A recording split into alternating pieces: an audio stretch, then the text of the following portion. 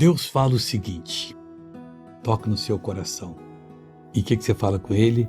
Me dá essa bênção.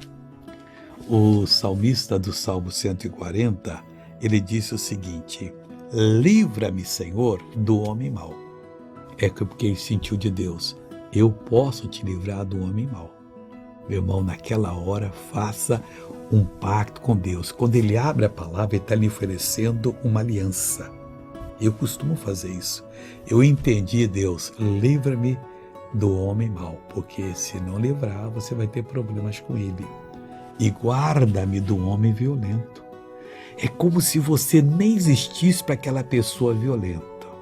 Ela brinca com todo mundo, maltrata todo mundo, mas com você, inexplicavelmente, ela vai dizer, bom dia, cidadão. E você vai dizer, glória a Deus, não aconteceu nada comigo de mal. Pega as alianças que Deus está propondo, faça e você será abençoado.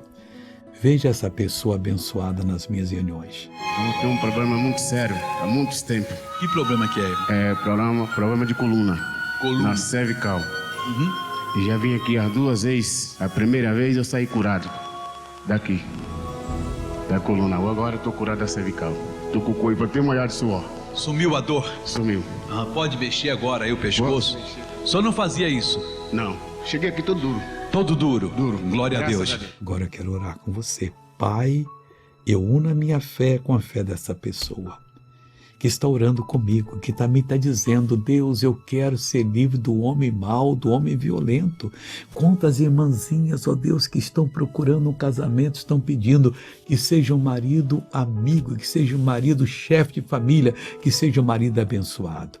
Pois elas estão abençoadas todos, em nome de Jesus. Amém.